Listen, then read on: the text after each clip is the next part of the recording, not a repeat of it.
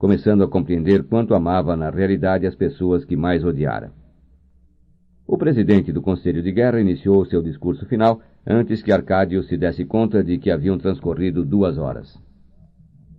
Ainda que as culpas comprovadas não apresentassem méritos mais que suficientes, dizia o presidente, a temeridade irresponsável e criminosa com que o acusado empurrou seus subordinados para uma morte inútil bastaria para fazê-lo merecer a pena máxima. Na escola arrebentada, onde experimentou pela primeira vez a segurança do poder, a poucos metros do quarto onde conheceu a incerteza do amor, Arcádio achou ridículo o formalismo da morte. Realmente não se importava com a morte, sim com a vida. Por isso, a sensação que experimentou quando pronunciaram a sentença não foi uma sensação de medo, mas de nostalgia. Não falou, enquanto não lhe perguntaram qual era a sua última vontade. «Digam à minha mulher», respondeu com voz bem timbrada, «que ponha na menina o nome de Úrsula». Fez uma pausa e confirmou. «Úrsula, como a avó. E digam-lhe também que, se o outro nascer homem, que lhe ponham o nome de José Arcádio, mas não pelo tio, e sim pelo avô». Antes que o levassem ao paredão, o padre Nicanor tentou assisti-lo. «Não tenho nada do que me arrepender», disse Arcádio, e se pôs às ordens do pelotão depois de tomar uma xícara de café preto. O chefe do pelotão, especialista em execuções sumárias, tinha um nome que era muito mais do que uma coincidência. Capitão Roque Carniceiro. A caminho do cemitério, sob uma chuvinha insistente, Arcádio observou que no horizonte despontava uma quarta-feira radiante. A tristeza se esvaecia com a névoa e deixava no seu lugar uma imensa curiosidade. Só quando lhe ordenaram ficar de costas para o muro, foi que Arcádio viu Rebeca com o cabelo molhado e um vestido de flores rosadas, abrindo a casa de par em par. Fez um esforço para que o reconhecesse. Com efeito, Rebeca olhou casualmente para o muro e ficou paralisada de susto, só podendo reagir para fazer a Arcádio um sinal de adeus com a mão. Arcádio respondeu da mesma forma. Nesse instante, apontaram para ele as bocas fumegantes dos fuzis, e ele ouviu letra por letra as encíclicas cantadas de Melquíades, e sentiu os passos perdidos de Santa Sofia de la Piedad, virgem, na sala de aula, e experimentou no nariz a mesma dureza de gelo que lhe havia chamado a atenção nas fossas nasais do cadáver de Remédios. «Ah, caralho», chegou a pensar. «Me esqueci de dizer que se nascesse mulher pusessem Remédios». Então, numa só pontada dilacerante, voltou a sentir todo o terror que o atormentara na vida. O capitão deu ordem de fogo. Arcádio mal teve tempo de estufar o peito e levantar a cabeça, sem entender de onde fluía o líquido ardente que lhe queimava os músculos. «Cornos!» gritou. «Viva o Partido Liberal!» CD 7. Em maio terminou a guerra. 2 semanas antes que o governo o anunciasse oficialmente num decreto altissonante que prometia um castigo sem piedade para os promotores da rebelião, o coronel Aureliano Buendia caiu prisioneiro quando já estava quase alcançando a fronteira ocidental disfarçado de feiticeiro indígena. Dos 21 homens que o seguiram na guerra, 14 morreram em combate, 6 estavam feridos e apenas um o acompanhava no momento da derrota final, o coronel Gerineldo Marques. A notícia da captura foi dada em Macondo por uma proclamação extraordinária. «Está vivo», informou Úrsula ao marido. «Roguemos a Deus para que os seus inimigos tenham clemência». Depois de 3 dias de choro, numa tarde em que batia um doce de leite na cozinha, ouviu claramente a voz de seu filho muito perto do ouvido. «É Aureliano!» gritou, correndo para o castanheiro para dar a notícia ao marido. «Não sei como foi o milagre, mas está vivo e vamos vê-lo muito brevemente». Deu o fato como mais do que certo. Fez lavar o chão da casa e mudar a posição dos móveis. Uma semana depois, um rumor sem origem que não seria estabelecido pelo decreto confirmou dramaticamente o presságio. O coronel Aureliano Buendia havia sido condenado à morte, e a sentença seria executada em Macondo para escarmento da população.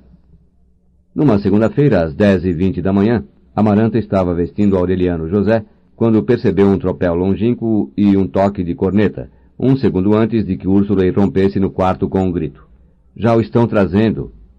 A tropa lutava para dominar a coronhadas a multidão incontida. Úrsula e Amaranta correram até a esquina, abrindo passagem aos empurrões, e então o viram. Parecia um mendigo. Tinha a roupa rasgada, o cabelo e a barba emaranhados, e estava descalço. Andava sem sentir a poeira escaldante, com as mãos amarradas nas costas com uma corda que um oficial a cavalo sustinha na cabeça da sela. Perto dele, também roto e derrotado, o coronel Gerineldo Marques era levado. Não estavam tristes. Pareciam mais como que perturbados pela multidão, que gritava para a tropa todo tipo de impropérios. "Meu filho!" gritou Úrsula no meio da algazarra e deu uma bofetada no soldado que tentou detê-la. O cavalo do oficial empinou. Então o coronel Aureliano Buendia se deteve, trêmulo, afastou os braços de sua mãe e fixou-lhe nos olhos um olhar duro. "Vá para casa, mamãe", disse. "Peça permissão às autoridades e venha me ver na prisão." Olhou para Amaranta, que permanecia indecisa 2 passos atrás de Úrsula, e sorriu para ela ao perguntar: "O que foi que aconteceu com a sua mão?" Amaranta levantou a mão com a atadura negra. "Uma queimadura", disse, e afastou Úrsula para que não fosse atropelada pelos cavalos. A tropa disparou.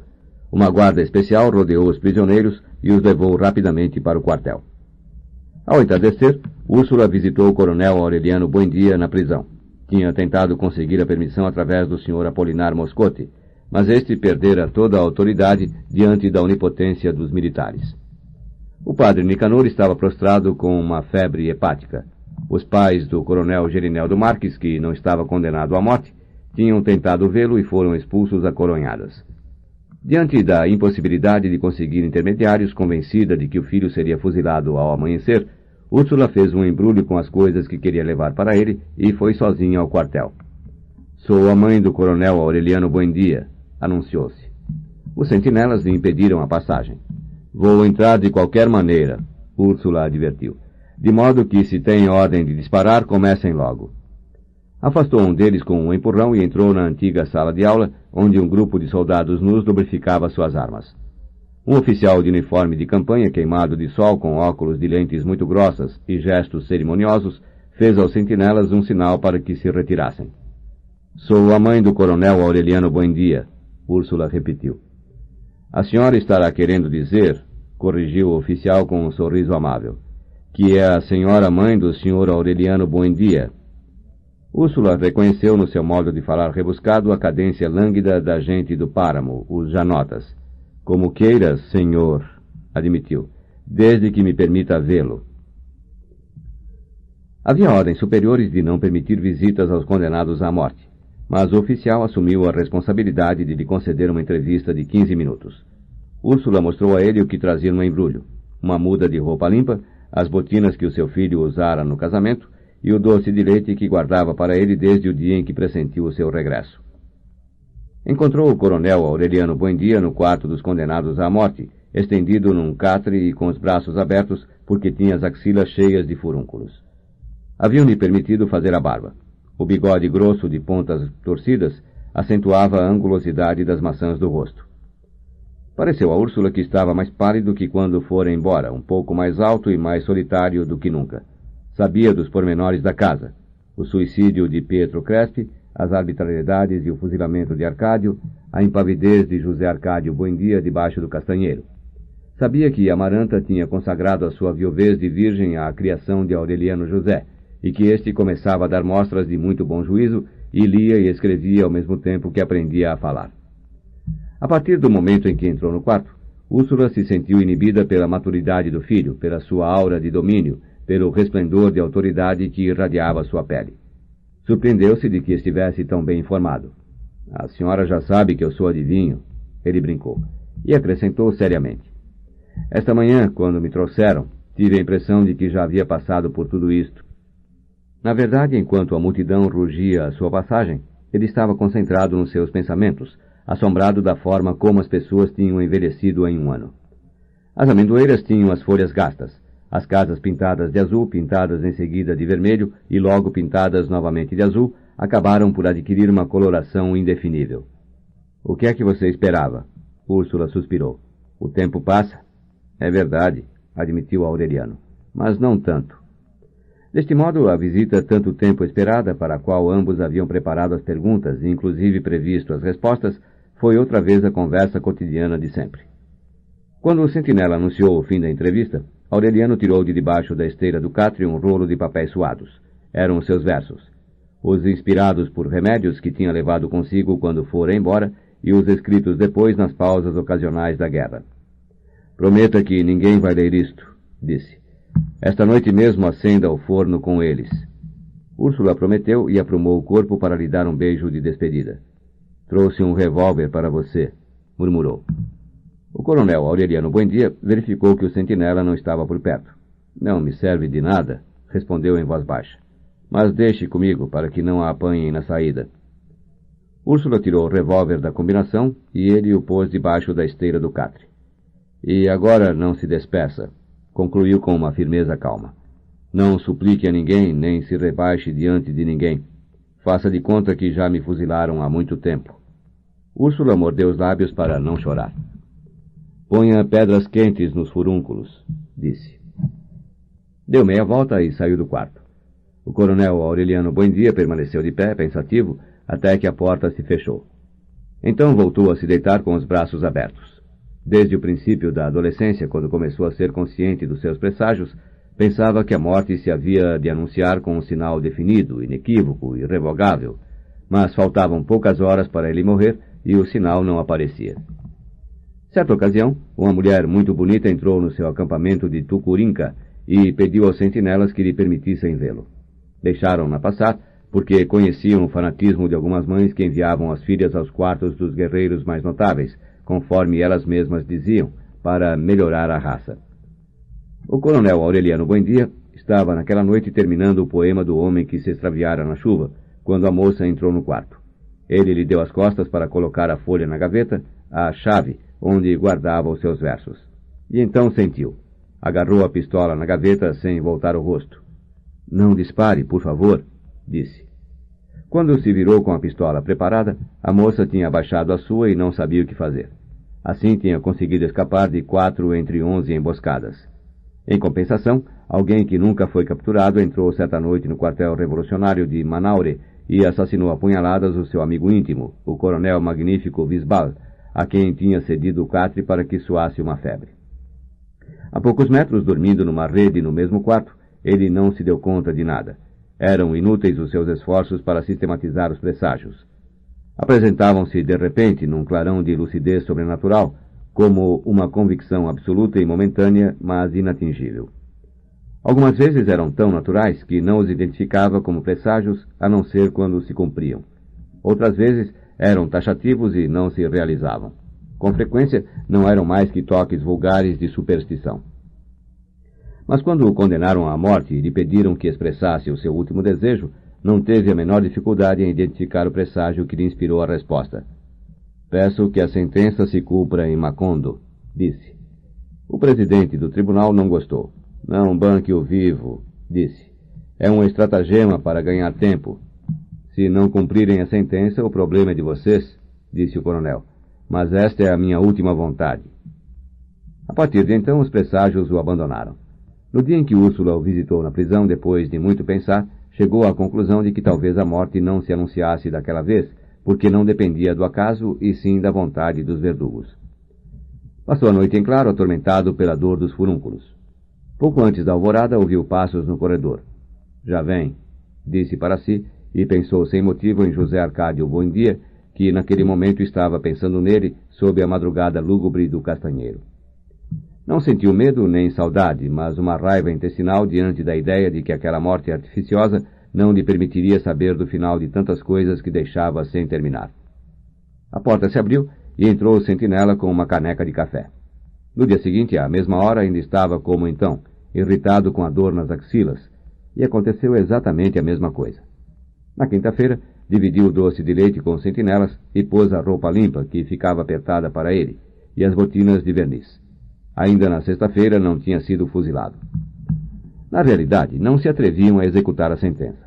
A rebeldia do povo fez os militares pensarem que o fuzilamento do coronel Aureliano Buendia traria graves consequências políticas, não só em Macondo, mas em todo o âmbito do Pantanal, de modo que consultaram as autoridades da capital da província.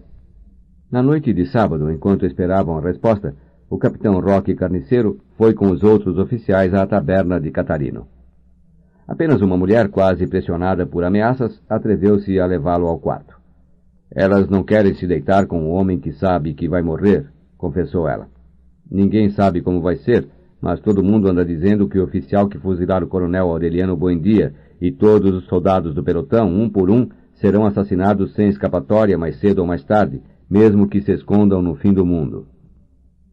O capitão Roque Carniceiro comentou o fato com os outros oficiais, e estes comentaram com seus superiores. No domingo, ainda que ninguém tivesse revelado com franqueza, ainda que nenhum ato militar tivesse perturbado a calma tensa daqueles dias, todo o povo sabia que os oficiais estavam dispostos a escapar sob toda espécie de pretextos, à responsabilidade da execução. No correio de segunda-feira, chegou a ordem oficial. A execução deveria se realizar ao fim de 24 horas. Naquela noite, os oficiais colocaram num gorro 7 papeizinhos com seus nomes, e o inclemente destino do capitão Roque Carniceiro apontou para ele com o papelzinho premiado.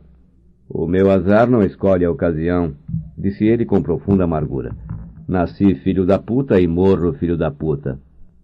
Às 5 da madrugada escolheu o pelotão por sorteio, formou-o no pátio e acordou o condenado com uma frase premonitória. Vamos, Buendia, disse a ele. Chegou a nossa hora. Então era isto, respondeu o coronel. Estava sonhando que os furúnculos tinham arrebentado. Rebeca Buendia se levantava às 3 da madrugada desde que soube que Aureliano seria fuzilado. Ficava no quarto no escuro, vigiando pela janela entreaberta o muro do cemitério, enquanto a cama em que estava sentada estremecia com os roucos de José Arcádio. Esperou a semana inteira com a mesma obstinação secreta com que em outra época esperava as cartas de Pietro Crespi. Não vão fuzilar aqui, dizia-lhe José Arcádio. Vão fuzilá-lo à meia-noite no quartel, para que ninguém saiba quem formou o pelotão, e o enterram lá mesmo. Rebeca continuou esperando. São tão burros que vão fuzilar aqui, dizia. Tão certo estava que tinha previsto a forma como abriria a porta para dar-lhe adeus com a mão. Não vão trazê-lo pela rua, insistia José Arcádio. Só com 6 soldados assustados, sabendo que o povo está disposto a tudo. Indiferente à lógica do marido, Rebeca continuava na janela. Você vai ver já que são burros a esse ponto. Na terça-feira, às 5 da madrugada, José Arcádio tinha tomado café e soltado os cachorros, quando Rebeca fechou a janela e se agarrou na cabeceira da cama para não cair. Já o trazem, suspirou. Como está bonito. José Arcádio chegou-se à janela e o viu trêmulo na claridade da alvorada, com umas calças que tinham sido suas na juventude. Estava já de costas para o muro e tinha as mãos apoiadas na cintura, porque os quistos ardentes das axilas impediam-no de abaixar os braços. O sujeito se amola tanto, murmurava o coronel Aureliano Buendia. O sujeito se amola tanto para depois ser morto por 6 maricas sem poder fazer nada. Repetia isso com tanta raiva que quase parecia fervor, e o capitão Roque Carniceiro se comoveu porque pensou que ele estava rezando. Quando o pelotão apontou para ele, a raiva se tinha materializado numa substância viscosa e amarga que lhe adormeceu a língua e o obrigou a fechar os olhos. Então desapareceu o resplendor de alumínio do amanhecer e ele voltou a ver-se a si mesmo, bem garoto, de calças curtas e gravata borboleta, e viu seu pai numa tarde esplêndida conduzindo-o para o interior da tenda, e viu o gelo. Quando ouviu o grito, pensou que era a ordem final do pelotão. Abriu os olhos com uma curiosidade de calafrio, esperando chocar-se com a trajetória incandescente dos projéteis. Mas só encontrou o capitão Roque Carniceiro com as mãos para o alto e José Arcádio atravessando a rua com a sua espingarda pavorosa pronta para disparar. Não abra fogo, disse o capitão a José Arcádio. O senhor vem a mando da divina providência. Ali começou outra guerra. O capitão Roque Carniceiro e os seus 6 homens foram com o coronel Aureliano Buendia libertar o general revolucionário Victorio Medina, condenado à morte em Rio Hacha. Pensaram ganhar tempo atravessando a serra pelo caminho que seguira José Arcádio Buendia para fundar Macondo, mas antes de uma semana se convenceram de que era uma empresa impossível. De modo que tiveram que percorrer o perigoso caminho das encostas sem mais munição que a do pelotão de fuzilamento. Acampavam perto das aldeias, e um deles, com um peixinho de ouro na mão, entrava disfarçado em pleno dia e estabelecia contato com os liberais em repouso, que na manhã seguinte saíam para caçar e não voltavam nunca. Quando avistaram Rio Hacha numa curva da serra, o general Victorio Medina já havia sido fuzilado. Os homens do coronel Aureliano Buendia o proclamaram chefe das forças revolucionárias do litoral do Caribe, com a patente de general. Ele assumiu o cargo, mas recusou a patente e se impôs a condição de não aceitá-la enquanto não derrubasse o regime conservador. Ao fim de 3 meses, tinham conseguido armar mais de 1000 homens, mas foram exterminados. Os sobreviventes alcançaram a fronteira oriental. Na vez seguinte em que se soube deles, tinham desembarcado no Cabo da Vela, procedentes do arquipélago das Antilhas, e uma comunicação do governo, divulgada pelo telégrafo e publicada em manchetes jubilosas por todo o país, anunciou a morte do coronel Aureliano Buendia. Mas, poucos dias depois, um telegrama circular que quase alcançou o anterior, anunciava outra rebelião nas planícies do sul. Assim começou a lenda da ubiquidade do coronel Aureliano Buendia. Informações simultâneas e contraditórias declaravam-no vitorioso em Villanueva, derrotado em Guayacamayal, devorado pelos índios motilones, morto numa aldeia do Pantanal e outra vez sublevado em Urumita. Os dirigentes liberais, que naquele momento estavam negociando uma participação no parlamento, apontaram-no como um aventureiro sem representação de partido.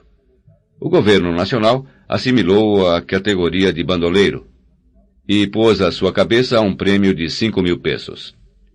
Ao fim de 16 derrotas, o coronel Aureliano Buendia saiu de Guajira com 2.000 indígenas bem armados e a guarnição surpreendida durante o sono abandonou Riohacha.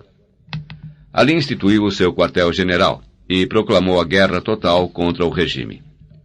A primeira notificação que recebeu do governo foi a ameaça de fuzilar o coronel Gerineldo Marques ao fim de 48 horas se não se retirasse com as suas forças até a fronteira oriental. O coronel Roque Carniceiro, que era então o chefe do seu Estado-Maior, entregou-lhe o telegrama com um gesto de consternação, mas ele o leu com imprevisível alegria. "Que bom!" exclamou. "Já temos telégrafo em Macondo?" Sua resposta foi taxativa. Dentro de 3 meses, esperava estabelecer o seu quartel-general em Macondo.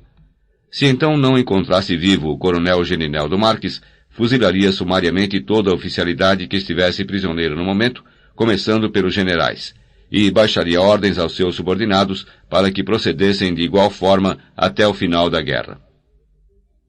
3 meses depois, quando entrou vitorioso em Macondo, o primeiro abraço que recebeu na estrada do Pantanal foi o do coronel Gerineldo Marques.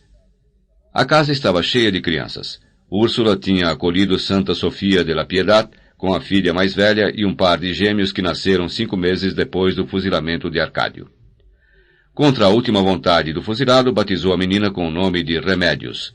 "Estou certa de que foi isso que o Arcádio quis dizer", alegou. "Não vamos chamá-la de Úrsula, porque se sofre muito com esse nome." Os gêmeos se chamaram José Arcádio II e Aureliano II. Amaranta tomou o encargo de cuidar de todos. Colocou cadeirinhas de madeira na sala e instituiu um jardim de infância com outras crianças de famílias vizinhas. Quando o coronel Aureliano Buendia regressou entre estampidos de foguetes e repiques de sinos, um coro infantil lhe deu as boas-vindas na casa. Aureliano José, comprido como avô, vestido de oficial revolucionário, rendeu-lhe honras militares. Nem todas as notícias eram boas. 1 ano depois da fuga do coronel Aureliano Buendia, José Arcádio e Rebeca foram viver na casa construída por Arcádio. Ninguém soube da sua intervenção para impedir o fuzilamento. Na casa nova, situada no melhor lugar da praça, à sombra de uma amendoeira privilegiada com 3 ninhos de pintacilgos, com uma porta grande para as visitas e 4 janelas para a luz, estabeleceram um lar aprazível. As antigas amigas de Rebeca, entre elas 4 irmãs Moscote, que continuavam solteiras, reiniciaram as sessões de bordado, interrompidas anos antes na varanda das Begônias. José Arcádio continuou desfrutando as terras usurpadas, cujos títulos foram reconhecidos pelo governo conservador. Todas as tardes, era visto voltando a cavalo com seus cães monteses e a sua espingarda de 2 canos, e uma fieira de coelhos pendurados na sela. Uma tarde de setembro, diante da ameaça de uma tempestade, voltou para casa mais cedo que de costume. Cumprimentou Rebeca na copa, amarrou os cachorros no quintal, pendurou os coelhos na cozinha para salgá-los mais tarde e foi para o quarto trocar de roupa. Rebeca declarou depois que quando o marido entrou no quarto, ela se fechou no banheiro e não percebeu nada. Era uma versão difícil de acreditar, mas não havia outra mais verossímil, e ninguém pôde conceber um motivo para que Rebeca assassinasse o homem que a tinha feito feliz. Este foi talvez o único mistério que nunca se esclareceu em Macondo. Logo que José Arcádio fechou a porta do quarto, o estampido de um tiro retumbou na casa. Um fio de sangue passou por debaixo da porta, atravessou a sala, saiu para a rua, seguiu reto pelas calçadas irregulares, desceu degraus e subiu pequenos muros, passou de largo pela Rua dos Turcos, dobrou uma esquina à direita e outra à esquerda, virou em ângulo reto diante da casa dos Buendia, passou por debaixo da porta fechada, atravessou a sala de visitas colado às paredes para não manchar os tapetes, continuou pela outra sala, evitou em curva aberta a mesa da copa, avançou pela varanda das begônias e passou sem ser visto por debaixo da cadeira de Amaranta, que dava uma aula de aritmética a Aureliano José, e se meteu pela despensa, e apareceu na cozinha, onde Úrsula se dispunha a partir 36 ovos para o pão. Ave Maria Puríssima! Gritou Úrsula. Seguiu o fio de sangue em sentido contrário e, em busca da sua origem, atravessou a despensa, passou pela varanda das begônias, onde Aureliano José cantava que 3 e 3 são 6 e 6 mais 3 são 9, e atravessou a copa e as salas e seguiu em linha reta pela rua, e em seguida dobrou à direita e depois à esquerda até a Rua dos Turcos, sem se lembrar que ainda trazia vestidos o avental de cozinha e as chinelas caseiras. E saiu para a praça e se meteu pela porta de uma casa onde não havia estado nunca, e empurrou a porta do quarto e quase se sufocou com o cheiro de pólvora queimada, e encontrou José Arcádio caído de bruços no chão, sobre as polainas que acabava de tirar, e viu a fonte original do fio de sangue que já havia deixado de fluir do seu ouvido direito. Não encontraram nenhuma ferida no seu corpo, nem puderam localizar a arma. Tampouco foi possível tirar o penetrante cheiro de pólvora do cadáver. Primeiro o lavaram 3 vezes com sabão e bucha, depois o esfregaram com sal e vinagre, em seguida com cinza e limão, e por último o meteram num tonel de água sanitária e o deixaram repousar 6 horas. Tanto o esfregaram que os arabescos da tatuagem já começavam a desbotar. Quando conceberam o recurso desesperado de temperá-lo com pimenta e cominho e folhas de louro e fervê-lo um dia inteiro em fogo lento, já começara a se decompor, e tiveram que enterrá-lo às pressas.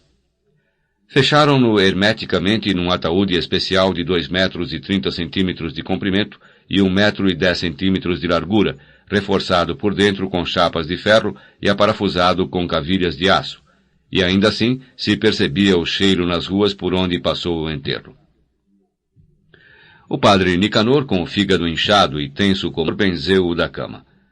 Ainda que nos meses seguintes reforçassem a tumba com paredes superpostas e jogassem entre elas cinza socada, serragem e cal viva, o cemitério continuou cheirando a pólvora até muitos anos mais tarde, quando os engenheiros da Companhia Bananeira recobriram a sepultura com uma couraça de cimento armado. Logo que levaram o cadáver, Rebeca fechou as portas da casa e se enterrou em vida, coberta por uma grossa crosta de desdém que nenhuma tentação terrena conseguiu romper. Saiu à rua numa ocasião, já muito velha, com uns sapatos cor de prata antiga e um chapéu de flores minúsculas, na época em que passou pelo povoado o judeu errante, e provocou um calor tão intenso que os pássaros varavam as telas das janelas para morrer nos quartos. A última vez que alguém a viu com vida foi quando matou com um tiro certeiro um ladrão que tentou forçar a porta da sua casa. Salvo Argênida, sua criada e confidente, ninguém voltou a ter contato com ela desde então. Em certa ocasião, se soube que escrevia cartas para o bispo, a quem considerava como primo irmão seu, mas nunca se disse que tivesse recebido resposta. O povo se esqueceu dela. Apesar do seu regresso triunfal, o coronel Aureliano Buendia não se entusiasmava com as aparências. As tropas do governo abandonavam as praças sem resistência, e isso suscitava na população liberal uma ilusão de vitória que não convinha desmentir, mas os revolucionários sabiam da verdade, e mais que ninguém, o coronel Aureliano Buendia.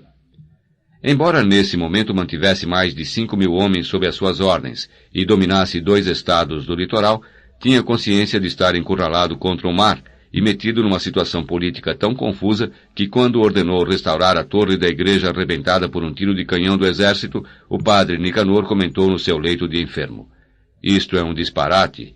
Os defensores da fé de Cristo destroem o templo e os maçons mandam consertar."